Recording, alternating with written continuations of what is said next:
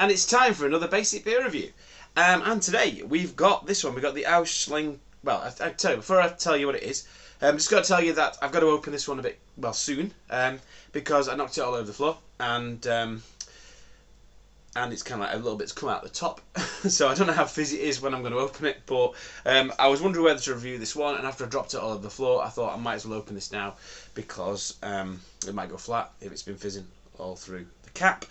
But anyway, there you go. That's the story of why I'm reviewing this now. And it is a bottle of the Aecht Schlenkerla Rauchbier. I probably completely butchered that.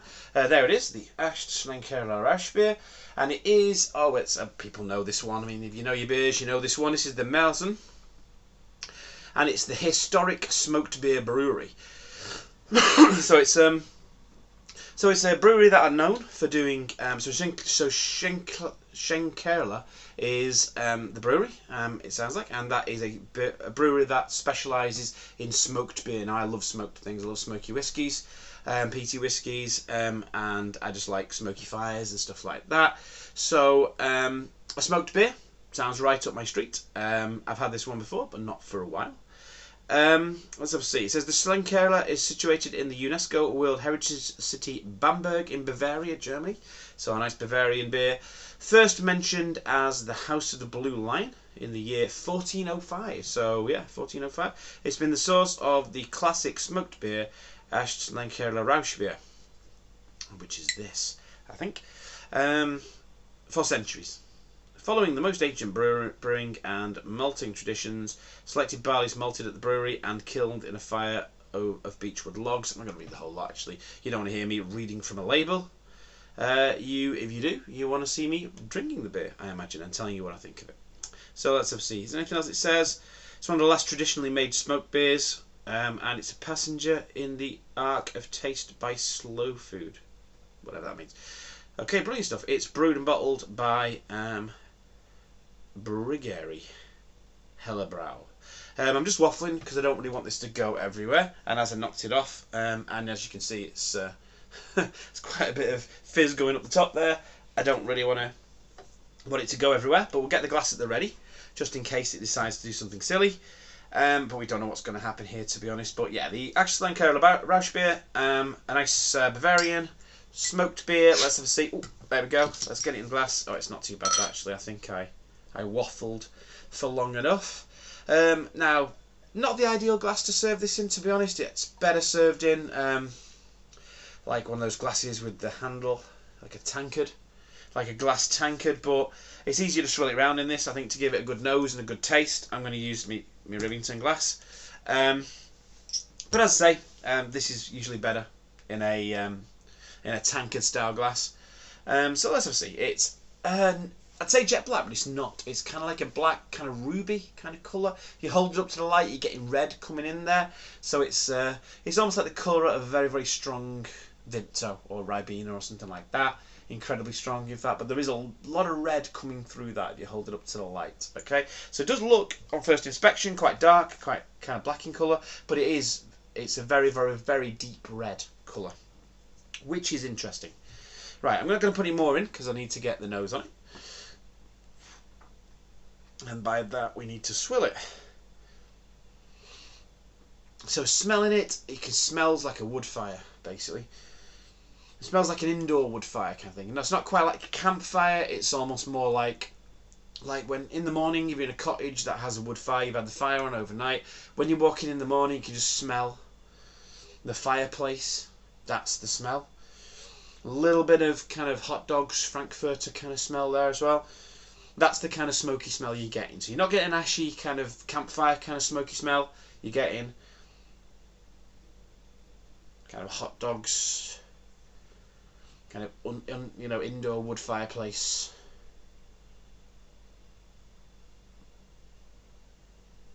Yeah, I remember when I was very young, we went a couple of times in France, stayed in a cottage, and the cottage had a wood fire. I remember coming down in the morning, and in the morning as I came down the stairs into the lounge, I got this smell coming from the fireplace. I think it was a wood fire rather than a coal fire. It might have been a coal fire, I don't think it was though. But that's what this reminds me of. It reminds me of that smell that I used to get coming down the stairs. I used to love it. And And I say you do get a smell of hot dogs in there, or frankfurters, because we're in Bavaria now, so you're getting that smell of frankfurters. But you're also getting a smell of kind of like a stout, sort of porter kind of smell. You're getting getting a little bit of roasted coffee in there, a bit of chocolate, a bit of dark chocolate.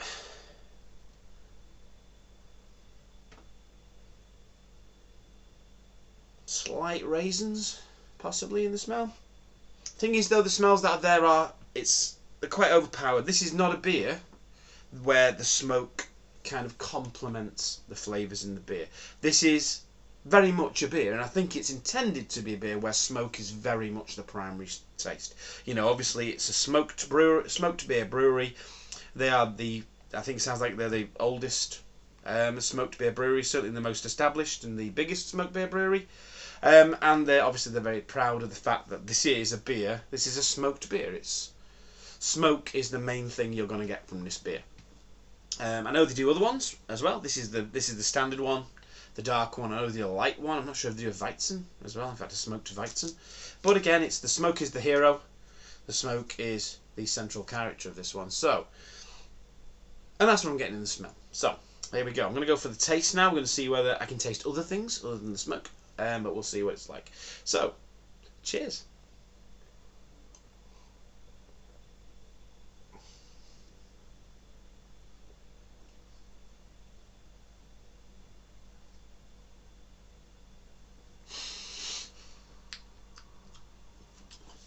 So you're getting treacle.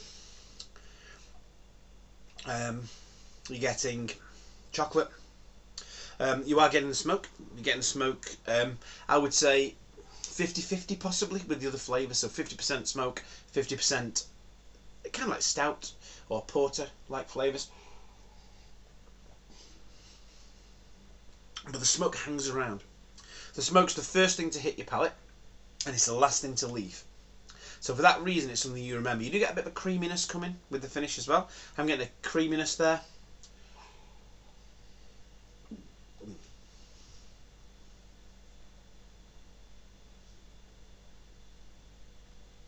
A little bit like treacle toffee. You get that kind of thing. A little bit of dark brown sugar in there. I say dark chocolate. A little bit of bitterness coming from that, but then you have got that smokiness coming over. A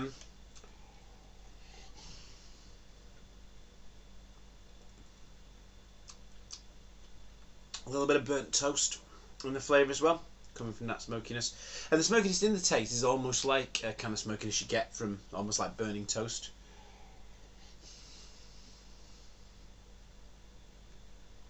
And a little bit of campfire smoke as well coming on there. More of an outdoor smoke on the flavour rather than the indoor smoke.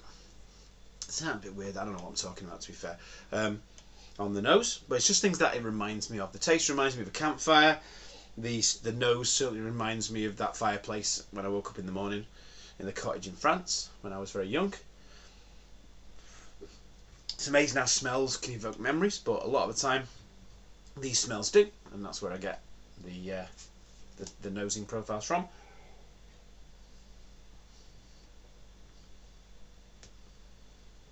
But it's nice. There's nice bitterness there, and it is. It's like I mean, now I'm drinking it more now, and I'm getting more of the sort of dark ale characters. Really, I keep talking about stout and porter, but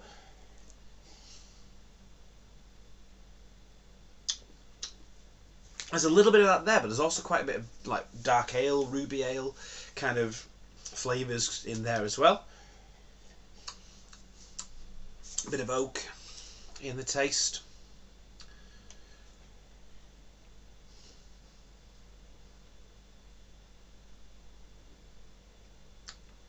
I say that kind of toffee flavour. So you are getting some of those kind of really good dark ale, almost like a Fuller's 1845 kind of flavour, Fuller's ESB kind of flavour. Those kind of ales, those kind of beers. That Shepherd Neame one, 1690 something or other, that was also a good dark ale, with this kind of overtone of smokiness going over the top of it. It was about £2.80, £2.90 this, and I'd say at that price it's absolutely It's you know, it's totally worth the value. It's not the kind of thing you would drink all night. I don't think I'd have more than one of these. It's a nice beer just to sit and to savor, and just to have a go at. But to be honest, it's certainly not the, you know, you wouldn't have it. You know, you wouldn't have it as like as like a session. I wouldn't have it as a session really. And it's very much a beer that you're gonna like it or you're not gonna like it. I mean, it depends if you like smoke or not. If you don't like smoky things, then you're not gonna like this beer. Let's face it. There's quite a lot of smoke in the taste, and some people really don't like smoky things. If you don't like smoky things, you're not gonna like this. So, if you do like smoky things, you probably are gonna like this. But you might feel like me, that yeah, it's nice, it's good, it's interesting. But you wouldn't want to just keep drinking them. You wouldn't want to drink several of them in a row. But having said that, it's again, I always say it's about the beer for the occasion. I think this would be a brilliant beer if you actually are sat around a campfire. If you're sat around a campfire, you would probably want to crack a few of these open and have them one after another. You know, it's a perfect accompaniment to that kind of outdoorsy. And again, outdoors in the evening, this would be a beautiful thing. Or just sat inside by a nice log fire, just sipping away at this. Yeah, quite possibly that. Again, but I wouldn't say ruin it by. Yeah, I'd say you're ruining it a bit by drinking one, you know, a few in a row. You probably want to separate this with a different type of beer. So when you come back to it, you know, you get all the full flavors there. You don't want to become, say, kind of desensitized to the flavor and to the smokiness. It's an interesting beer because really there's not really anything else like it you can get unless you really looked. As far as I know, there's not really any other smoked beers out there, really. Certainly not like this. I imagine a craft brewery might have done a smoked beer. Whether it's as good as this, that's been produced for God knows how many 100 years. I don't know, but at the end of the day, these have been doing it for a long time. These really know what they're doing. If you want a smoked beer, this is really the one that you're going to have. And it's, I say, it was in booths. I got it about £2.80, £2.90, I think it was a bottle. Absolute steal at that price. I would recommend anybody give it a try. You might love it, you might hate it. Either way, you'll probably find it interesting and certainly different. And that's what it's all about, isn't it, really? Variety. It's all about keeping it interesting, keeping it real. Until next time, have a good one.